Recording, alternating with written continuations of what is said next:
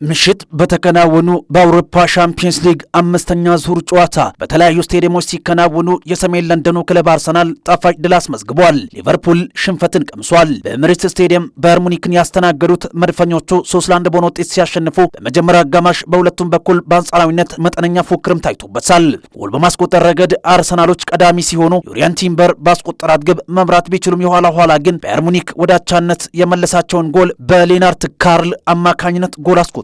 በሁለተኛው አጋማሽ ሪካርዶ ካላፊዮሪንና ገብርኤል ማርቲኔሊን የቀየሩት ማይክል ማርቲያን ማርቴታ በጨዋታው ብልጫ ከመውሰድ ባለፈ የማሸነፊያ ሁለት ጎሎችን ጨምረው አስቆጥሯል። ሃሪኬን በእግር ኳስ ታሪኩ ሙሉ 90 ደቂቃን አርሰናል ጋር በገጠመባቸው ጨዋታ አንድም ሹት ሳያደርግ ትናንት ምሽት መጥፎ ሪካርድን አስመዝግቧል። አርሰናል የመጀመሪያዎቹን ተከታታይ 5 የአውሮፓ ሻምፒየንስ ሊግ ጨዋታዎችን በማሸነፍ ከ2005-2006 በኋላ ለመጀመሪያ ጊዜ ታሪክ ሆኖም አስመዝግቧል። አርሰናል ምሽት ማሸነፉን ተከትሎ በ15 ነጥብ አንደኛ ደረጃ ላይ መቀመጥም ችሏል። ከጨዋታው በኋላ አሰልጣኝ ቪሴንት ኮምፓኒ አስተያየታቸውንም ሰጥተዋል። ጨዋታው በአመቱ የመጀመሪያ ሽንፈታችን ቢሆንም ምንም ያጣናው ነገር የለም፣ የአውሮፓ ሻምፒየንስ ሊግ አሸናፊው በዛሬው ምሽት አልተወሰነም ሲሉ ለጋዜጠኞች አስተያየታቸውን ሰጥተዋል። በዚህ ዓመት አርሰናልን በድጋሚ እንደምናገኘው ተስፋ አደርጋለሁ፣ ማሸነፍ አንችልም የምንልበት ደረጃ ላይ አልደረስንም ሲሉ ሀሳባቸውን አክለው ተናግሯል። ከዚህ ውጪ ሃሪኬን አስተያየቱን የሰጠ ሲሆን በውድድሩ መጨረሻ ላይ አርሰናልን እንደምናየው እርግጠኛ ነኝ፣ ያንንም በጉጉት እንጠብቃለንም ብሏል። በአርሰናል በኩል ኖኒ ማዱኬ በራሴ የምትማመን ተጫዋች ነኝ፣ ማንም ሰው የሆነ ነገር ማድረግ አትችልም ሲለኝ አልወድም፣ በእሁዱ ትልቅ ጨዋታም እንዲሁ ነጥብ እንሰበስባለን ሲል ሀሳቡን አክሎ ተናግሯል። በሌሎች ጨዋታዎች ሊቨርፑል በሜዳ አንፊልድ ሮድ በፒኤስቪ የ4-1 ሽንፈት ደርሶበታል። ኢቫን ፔርሲች በ36 ዓመቱ ጎል በማስቆጠር በእድሜ ትልቁ በአውሮፓ ሻምፒየንስ ሊግ ጎል ያስቆጠረ የፒኤስቪ ተጫዋችም ሆኗል። ሊቨርፑል ከባለፉት 12 በሁሉም ውድድሮች ካደረጋቸው ጨዋታዎች 9ኛው ሽንፈቱ ሆኖ ተመዝግበዋል። ይህ ከጥር 1953-54 ውድድር በኋላ ከ12 ጨዋታዎች ከፍተኛ ሽንፈቱ ሆኖም ተመዝግበዋል። ሊቨርፑል በሁሉም ውድድሮች ካደረጋቸው ባለፉት 3 ተከታታይ ጨዋታዎች 3 ከዛ በላይ ጎል ተቆጥሮበት ሲሸነፍ ከ72 ዓመት በኋላ ለመጀመሪያ ጊዜ ሆኖም መጥፎ ሪከርድ ተመዝግቦለታል።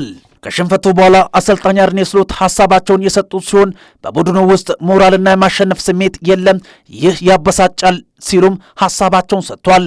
ከዛም በኋላ ሊቨርፑል ላይ አሁን ያለው ብቸኛ አማራጭ እውነታውን መጋፈጥ ነው ብለዋል። 1-0 እየመራን ምላሽ ለመስጠት የተካሄደበት መንገድ አሪፍ ነበር፣ ነገር ግን በሁለተኛው አጋማሽ ጭራሽ አልነበርንም የሚል ሀሳብም ሰጥቷል።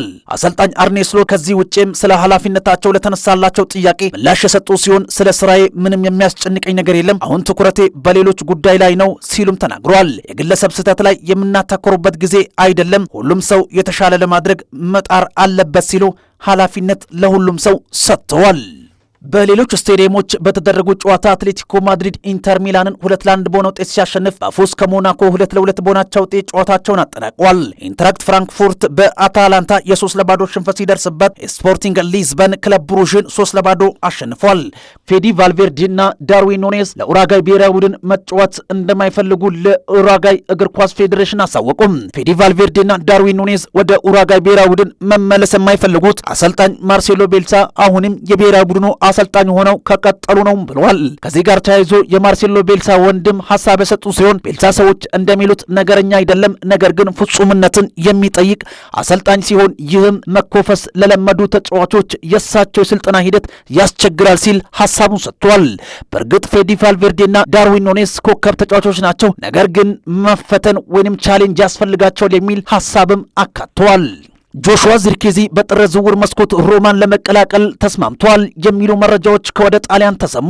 የ24 ዓመቱ ተጫዋች በ36.5 ሚሊዮን ፓውንድ ከቦሎኛ ማንቸስተር ዩናይትድን መቀላቀሉ አይዘነጋም። አሁን ላይ በዩናይትድ ደስተኛ ለመሆኑን ተከትሎ ተጫዋቹ ወደ ጣሊያኑ ክለብ ለመቀላቀል ተስማምቷል የሚሉ መረጃዎች በስፋት ተደምጧል። እንደ ጋዜጣ ዴላ ስፖርት መረጃ ከሆነ ሮማ ዚርክዚን በውሰት ለማስፈረምና በቀጣይ የአውሮፓ ሻምፒየንስ ሊግ የሚሳተፍ ከሆነ ዳግም የመግዛት አማራጭ ባካተተ ውል ለማስፈረም እንደሚፈልጉም ለተጫዋቹ ይህንን አማራጭ አቅርቧልም ተብሏል። ዚርክዚም ይህንን ጥያቄ መቀበሉም በመረጃው ተካቷል።